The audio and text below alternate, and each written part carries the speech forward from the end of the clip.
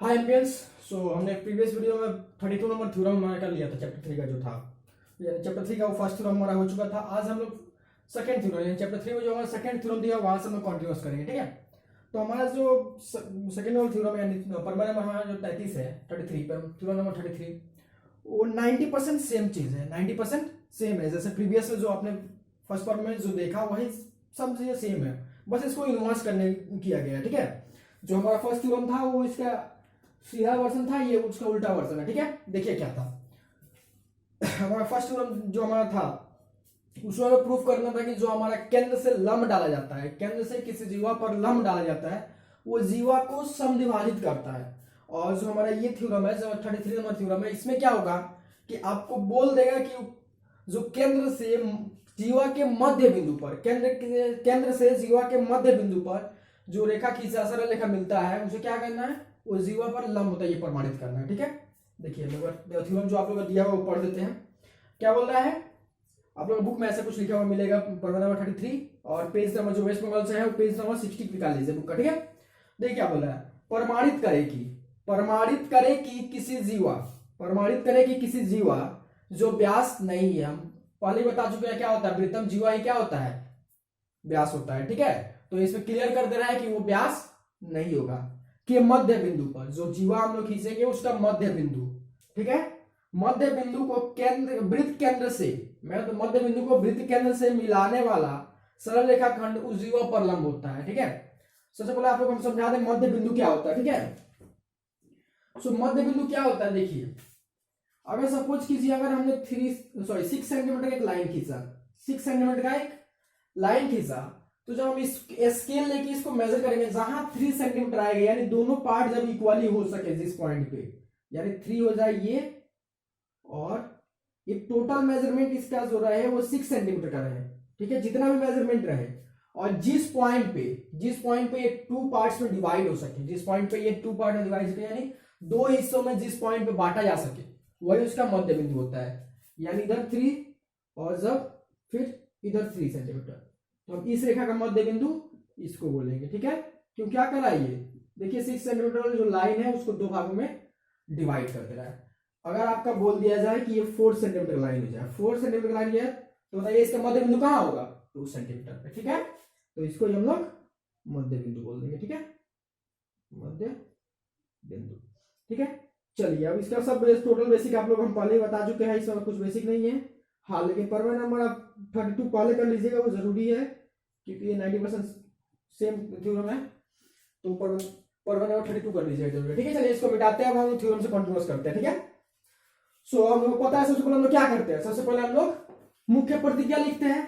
सो मुख्य प्रतिज्ञा हमारा क्या रहता है, मुख्य प्रतिज्ञा हमारा क्या रहता है, जो हमारा क्वेश्चन में दिया रहता है, यानी जो भी हमारा बात दिया रहता है जिसको हमें प्रूफ करना था उसी को लिख देते हैं, ठीक है।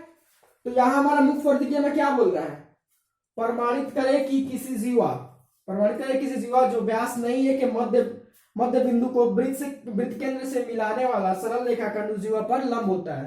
तो यहां बस आप काम कीजिएगा, ये प्रमाणित करे छोड़ दीजिएगा, प्रमाणित करे कि, और किसी से शुरू कर दीजिएगा, ठीक है। चलिए हम दिखाते हैं, मुख्य प्रतिज्ञा लिखिए, क्या लिखेंगे हम लोग, मुख्य प्रतिज्ञा, ठीक है। मुख्य प्रतिज्ञा, मुख्य प्रतिज्ञा में हम लोग क्या लिखते हैं,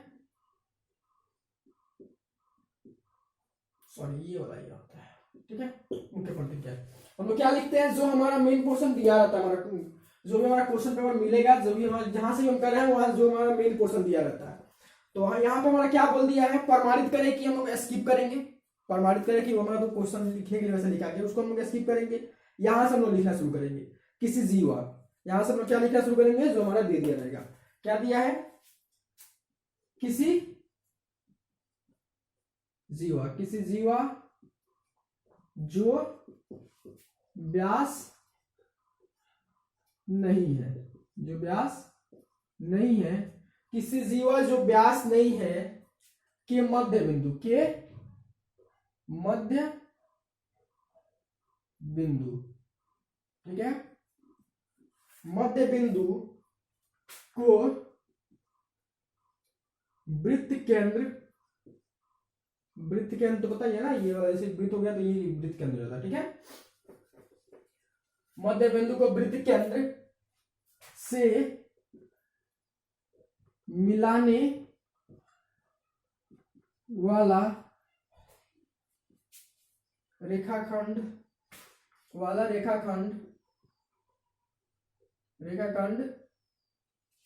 उस जीवा पर लंब होता है, ठीक है।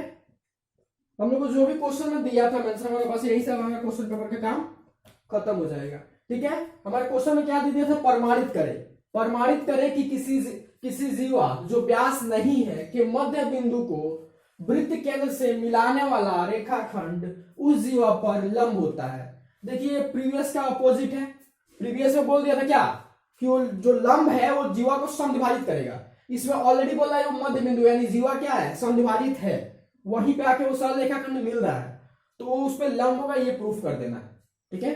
जो डाटा प्रीवियस में प्रोवाइड था उसको प्रूफ करना है, जो उसमें प्रोवाइड था वो इसमें क्या किया हुआ, मतलब जो उसमें फाइंड करना था हमने इसमें दे दिया, ठीक है। तो हमने क्या किया, प्रमेय का जो हमारा मुख्य प्रतिज्ञा था वो लिख लिया, उसके बाद हमारा क्या था, इसके अकॉर्डिंग हम सोच के एक डायग्राम बनाएंगे, ठीक। तो क्या बोला है, किसी जीवा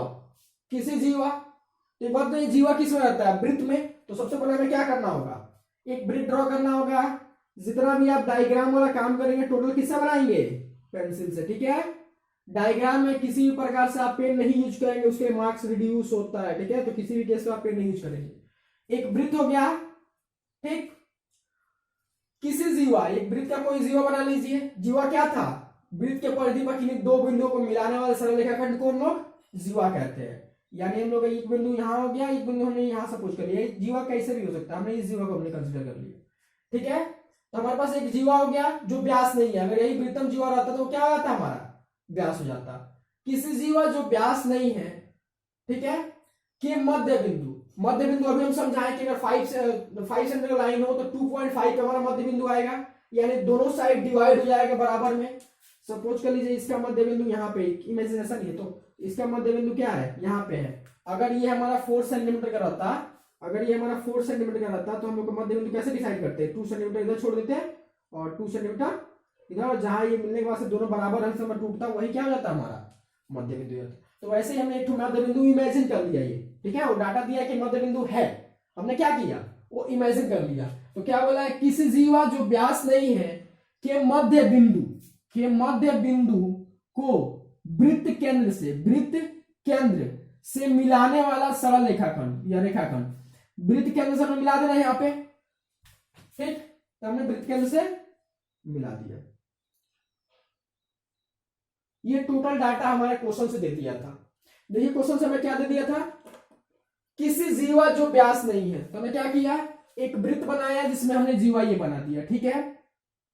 जो व्यास नहीं है कि मध्य बिंदु, हमने इमेजिन कर लिया कि इसका मध्य बिंदु यहीं पे है। मध्य बिंदु को वृत्त केंद्र से मिलाने वाला सरल रेखाखंड, अब क्या होता है उसे प्रूफ करना है, ठीक है। चलिए तो ये हमारा टोटल अभी तक हमने क्या किया, क्वेश्चन से हमने क्वेश्चन एक डायग्राम दिया, और डायग्राम कैसे दिया हमने, इमेजिनेशन के थ्रू। डायग्राम ने कैसे दिया, इमेजिनेशन के थ्रू, यानी हमने क्या किया, उसका कल्पना किया कि ऐसा ऐसा होगा। तो हम लोग इसलिए हम इसके बाद क्या लिखते हैं, परिकल्पना। क्या लिखते हैं, परिकल्पना, ठीक, परिकल्पना, ठीक है। अब परिकल्पना हमने क्या माना कि एक वृत्त है, तो हम लोग क्या लिखेंगे, माना यही ओ केंद्रीय, एक नाम दे दिया हमने इसको ओ केंद्रीय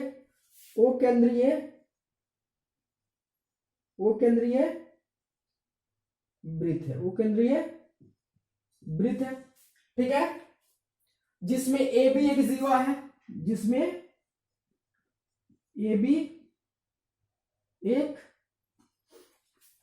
जीवा है, ठीक है। जैसे जैसे मैं सोचा बस उसी को नाम देते जा रहे हैं, जीवा है तो हमने ए बी इसका नाम दे दिया, ए बी इसका, ठीक। डी जो है, डी बिंदु यानी हमने इसको नाम दे रहे हैं, डी जो है ए बी जीवा की मध्य बिंदु है, ठीक है। यही था हमारे पास टोटल डाटा।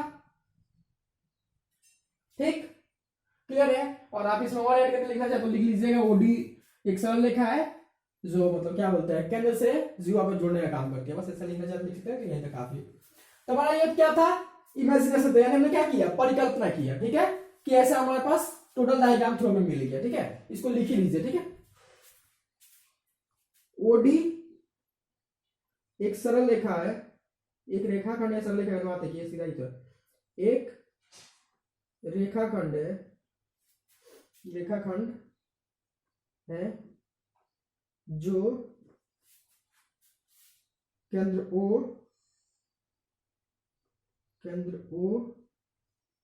को जीवा AB से मिलाता है, AB से मिलाता है। ठीक है, क्लियर है। हमारे पास ये डायग्राम टोटल था और हमने इस डायग्राम के थ्रू एक परिकल्पना लिख दिया हमने। हमारा काम यहां तक इमेजिनेशन का खत्म। इसके बाद हमें देखना है कि प्रूफ क्या करना है। इसके बाद हमें देखना है कि प्रूफ क्या करना है। ठीक है, तो हमें प्रमाणित करने के हिसाब से जो हमें प्रूफ करना होता है उसी हिसाब से हम आगे का पोर्शन करते हैं। ठीक है, हमें देखिए इसे प्रूफ करने क्या बोला है, यहां तक आप नोट कर लीजिए, परिकल्पना मिटाएंगे। ठीक है, नोट कर लीजिए। ठीक, बेटा इसको चलिए क्या प्रूफ करना है कि जो हमारा ओडी जो सरल रेखा है हमारे पास, ये ओडी जो सरल रेखा है वो क्या है, जीवा, यानी जीवा ये भी परलंब है।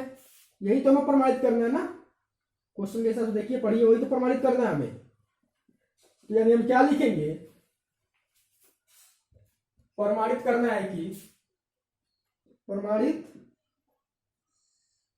करना है कि क्या प्रमाणित करना है, ओडी, ओडी जो है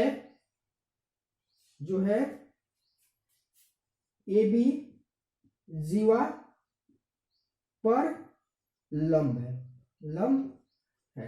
या इसको मैथमेटिकली लिखना चाहे तो आप कैसा लिख सकते हैं, ओडी, यहां पे या कर लीजिएगा। ठीक है, इसको मैथमेटिकली दिखा दीजिएगा।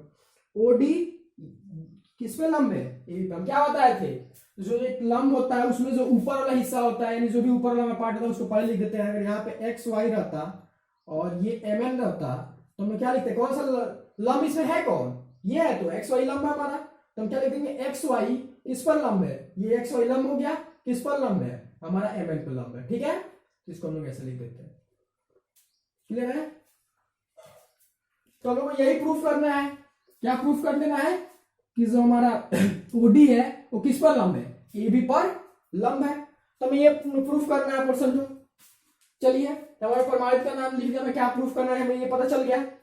अब इसके बाद हमारा पोर्शन आता है कि हमें रचना करना होता है। इसके बाद हमें कुछ अपने पास रचना करना होता है।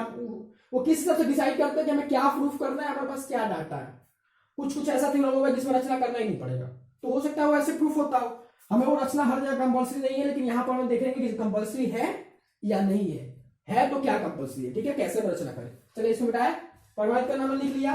चलिए अब बात आपको तो समझ में आ गई है, लंब मतलब क्या होता है, जो दो रेखा, जो लाइन होता है, एक लाइन के ऊपर दूसरा लाइन आके 90 डिग्री का एंगल बनाता है, उसका बोथ साइड 90 डिग्री रहता है, उसको क्या बोलते हैं हम, लंब बोलते हैं। ठीक है, चलिए तो हमें एक्चुअली यही प्रूफ कर देना है कि ये जो हमारा है AB और ये हमारा OD हो गया, यहां पे एंगल 90 डिग्री बन रहा है। समझिए, यहां पे यही तो प्रूफ कर देना ना। अगर ये हम बात प्रूफ कर देते हैं तो हमें पता चल जाएगा वो लंब है। ठीक, अब देखिए इन दोनों में रिलेशन चाहिए हमें, इन दोनों में रिलेशन चाहिए हमें। ठीक है, इन दोनों भुजा में रिलेशन चाहिए। तो इन दोनों में रिलेशन कैसे मिल सकता है, अगर हम एक थोड़ा ट्रायंगल कर दे, हम ट्रायंगल बना दे तो हमें रिलेशन मिल सकता है। तो देखिए अगर एक त्रिभुज के अंदर बाउंडेड हो गया, त्रिभुज से रिलेशन मिल जाएगा। ठीक, अब देखिए, अब डायरेक्टली हमें एक त्रिभुज से तो हमें काम होगा भी नहीं ना। एक त्रिभुज से हम क्या प्रूफ कर सकते हैं, कुछ नहीं। अगर दो त्रिभुज हमारे पास मिल जाए तो हम उसमें क्या करेंगे, सर्वांशण से कुछ तो लगा सकते हैं ना। यानी अगर सर्वांशण अप्लाई करेंगे तो हमें पता चलेगा अगर दोनों त्रिभुज समान होगा तो हमें पता चल सकता है कि यहाँ पे इधर वाला एंगल समान होगा, इधर वाला एंगल समान होगा, तब ये 90 डिग्री आने के चांसेस है। बात समझ पा रहे, देखिए क्या हमारे पास इसको प्रूफ करना है कि 90 डिग्री कैसे है। अगर ये 90 डिग्री है तो हमारा ऐसे ही प्रूफ हो गया वो लंब है। तो हम लोग को एक बात चाहिए, ये हमारे पास ऑलरेडी था, ये हमारा ऑलरेडी थ्रू द क्वेश्चन था। तो अगर हम इसको मिलाते हैं तो हमारे पास ये ट्रायंगल बना। तो हमें पता चल गया ट्रायंगल है मतलब इसमें एंगल का सॉल्यूशन है, यानी एंगल का कुछ वैल्यू मिल सकता है यहाँ से। तो एक ट्रायंगल से हम यहाँ थ्रू द थ्योरम तो कुछ नहीं प्रूफ कर सकते ना, तो इसलिए हमने क्या किया, एक और ट्रायंगल बनाया। अब इन दोनों ट्रायंगल में अगर हम कुछ रिलेशन से प्रूफ कर दे कि ये दोनों सर्वांगसम है, तो सर्वांगसम होते ही हम बाकी यार एंगल में रिलेशन निकाल सकते हैं। ठीक, तो हम लोग एंगल में रिलेशन निकालने की कोशिश करते हैं। अब इसके लिए हम लोग रचना करेंगे। ठीक है, तो रचना में आप लोग क्या कीजिएगा, हम लोग रचना करेंगे। तो रचना में हम लोग क्या करेंगे, रचना में हम लोग क्या करेंगे बताइए। रचना में क्या बोला था कि इसको इन दोनों को जोड़ना है, यानी ओ से ए को मिलाया, ए को मिलाया। क्यों मिलाया समझ में आ रहा है आप लोगों को। फिर उसे हम लोग क्या करेंगे, ओ से बी को मिलाएंगे, ओ से बी को मिलाया, बी को मिलाया। अब आप लोग हम पहले बता चुके हैं, रचना जब भी करते हैं हम लोग डॉट लाइन से दिखाएंगे, कंफर्म लाइन से नहीं दिखाएंगे। ठीक है, क्यों, क्योंकि हम अपने वजह से कर रहे हैं, क्वेश्चन में कोई गिवन नहीं है। ठीक है, ये हमारा हो गया रचना। ठीक, क्लियर है। चलिए हमारा रचना हो गया है। अब आगे हम फर्दर कुछ आगे बढ़ेंगे। सबसे पहले आप लोग ये पूरा एकदम हाईली इस पे कंफर्म रहिएगा, जो भी आप फिगर बनाइएगा, जो डायग्राम बनाइएगा, टोटल आपका पेंसिल से रहेगा। ठीक है, पेन कहीं भी यूज नहीं कीजिएगा। ठीक, और जैसे जैसे ब्लैक ब्लू यूज करें वैसे यूज कीजिएगा। ठीक है, तो हमारा रचना भी हो गया। अब हमारा इसके बाद में जो पोर्शन आता है हमें प्रमाण में लिखना चलता है, यानी किसी हिसाब से इसको प्रूफ करना होता है। ठीक, तो लोग अगला काम क्या करेंगे, प्रमाण करेंगे। ठीक है, चलिए इसको हम लोग मिटा दें, इसको यानी प्रमाणित करना है हमें, इसे मिटा दे रहे इसको। चलिए ठीक, अब हमें क्या करना है, इसको प्रमाणित करना है। हम लोग क्या लिख सकते हैं, प्रमाण, यानी कैसे ये प्रूफ हो रहा है उसको लिख देंगे। ठीक है, तो मैं देखिए अब ओवरऑल आप लोगों को पता चल ही गया होगा कि इसमें सर्वांगसम अगर हम प्रूफ करेंगे तभी कुछ प्रूफ होगा। ठीक है, अभी सर्वांगसम प्रूफ करने के बाद हम बताते हैं कैसे क्यों हमने सर्वांगसम किए। ठीक है, ठीक, चलिए हमारे पास दो ट्रायंगल है, दो त्रिभुज है। तो सबसे पहले हम लोग इन दोनों त्रिभुजों का सर्वांगसम प्रूफ करने की कोशिश करते हैं। देखिए कौन कौन सा त्रिभुज है। पहला त्रिभुज है हमारे पास एओडी, पहला त्रिभुज हमारे पास क्या है, एओडी, और दूसरा त्रिभुज हमारे पास क्या है, बीओडी। यही है त्रिभुज एओडी और त्रिभुज बीओडी में। अब यहां हमें रिलेशन निकालना है। तो आप लोगों को पिछला थ्योरम के अकॉर्डिंग, जब भी आप लोग पिछला थ्योरम किए हैं उसमें देखिए, तो ये वाला तो ऑलरेडी उसमें भी कॉमन बात था ना, तो इसमें भी हम लोग बोल सकते हैं कि AO is equal to OB, AO is equal to OB। क्यों है, क्योंकि एक ही वृत्त के अर्धव्यास है, एक ही वृत्त के अर्धव्यास है, और एक वृत्त में जितना भी अर्धव्यास होता है सब क्या होता है, आपस में बराबर होता है, इसलिए AO is equal to OB होगा। ठीक, चलिए ये बात हमें समझ में आ गई। उसके बाद ये देखिए OD क्या है हमारा, उभयनिष्ठ भुजा दोनों में है। तो देखिए अगर हम इसमें से OD अगर हम यहाँ पे देखिए, अगर OD हम केवल इसको सेपरेट कर दे, हम इस वाले त्रिभुज को दे दे BOD को, तो हमारा क्या हो जाएगा, ये देखिए यही तो बचेगा। इसमें ये पूरा पोर्शन आ नहीं रहा है, ये वाला पोर्शन देखिए दोनों में सेम है, तो इसलिए हम इसको क्या बोलते हैं, उभयनिष्ठ भुजा। ठीक, तो हम क्या बोल सकते हैं, OD is equal to OD, चूंकि उभयनिष्ठ भुजा, उभयनिष्ठ भुजा। चलिए बात खत्म।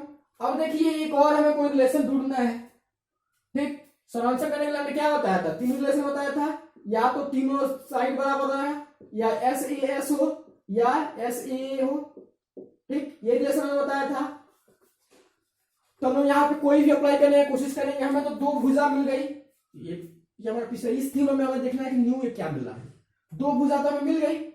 अब देखिए तीसरा हमें कुछ ढूंढना है। तीसरा हमारे पास ऑप्शन है, देखिए दो भुजा है, यानी अब दो एंगल का तो बात हमें करना नहीं है, यानी हमें अब एक एंगल बराबर ढूंढ लेना है, या एक और भुजा हमें बराबर ढूंढ लेना है। देखिए क्या मिल रहा है आपको, तो देखिए देखिए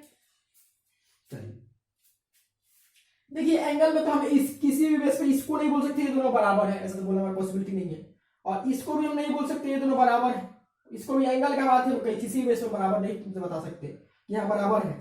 ठीक, इसको बताया जा सकता है, खैर उतना लेंदी मेथड में हम नहीं जा रहे हैं, इजी वाला हम निकालने की कोशिश कर रहे हैं। एक तरीका है जिसपे एंगल से भी लेकर प्रूफ किया जा सकता है, ठीक है, उसमें हम नहीं जा रहे हैं बात करें, ठीक है।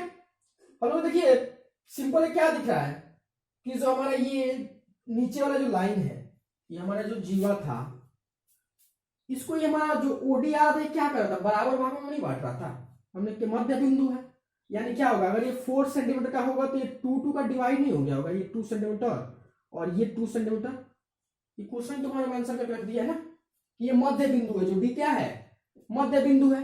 तो हम क्या बोल सकते हैं, A D is equal to D B, चूंकि हमारा डी क्या है, डी जो है ए बी का मध्य बिंदु है, ए बी का मध्य बिंदु है, ठीक है, बात समझ में आई।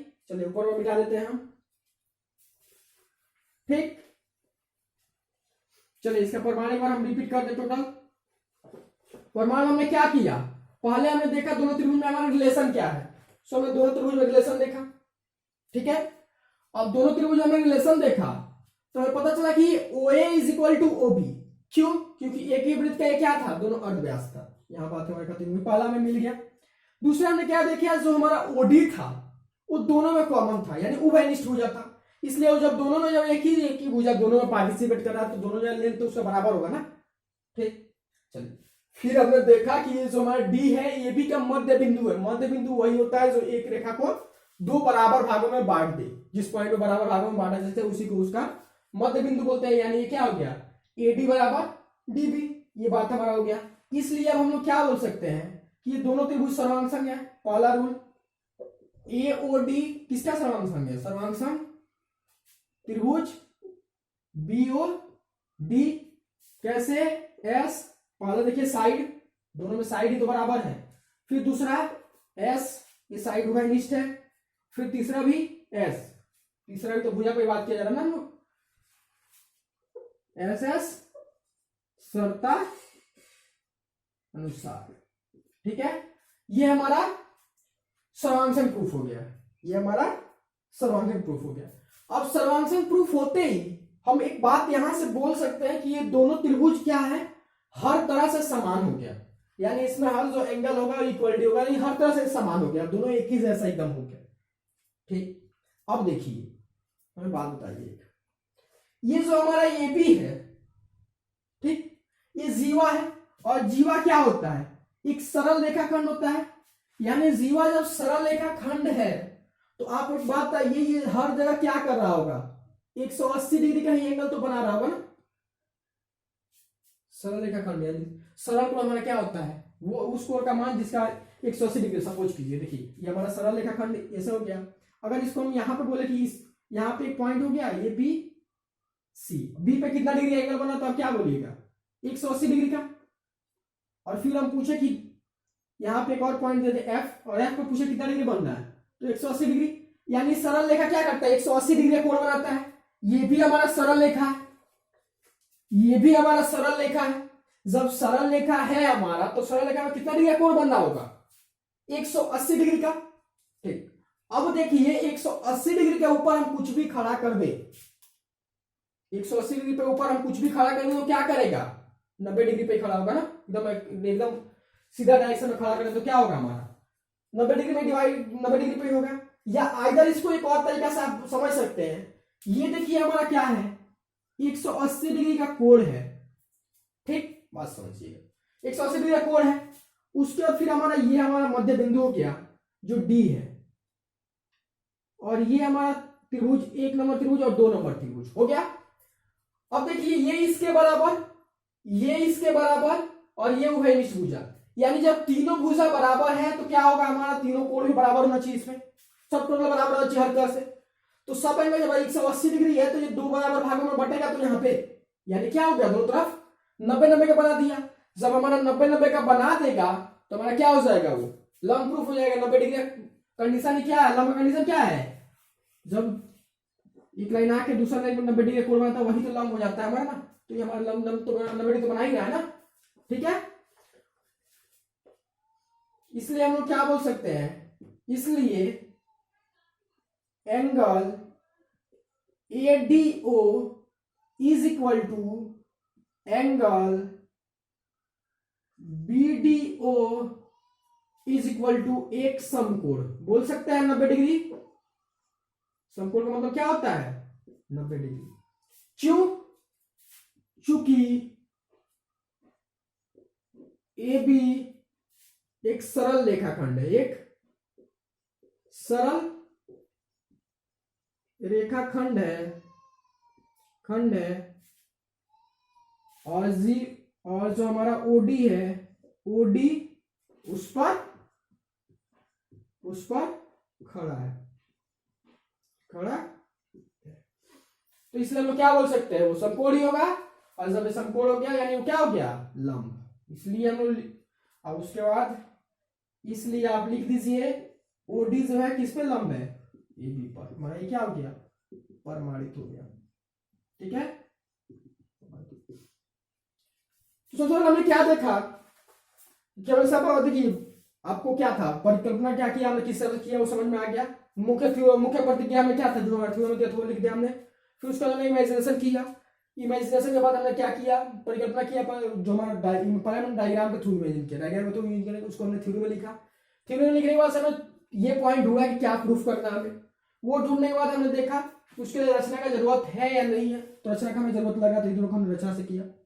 फिर उसके बाद हमें प्रमाण में क्या देखा? प्रमाण में हमें क्या काम था कि हमें इन दोनों को सर्वांशक प्रूफ करना था। ठीक, तो हमने सर्वांशक प्रूफ करने के लिए क्या कर दिया? OA is equal to OB, पहले हमने प्रूफ कर दिया, एक ही वृत्त का अर्धव्यास है। फिर उसके बाद OD क्या था? हमारा उभयनिष्ठ भुजा था, ये हमारा प्रूफ हो गया।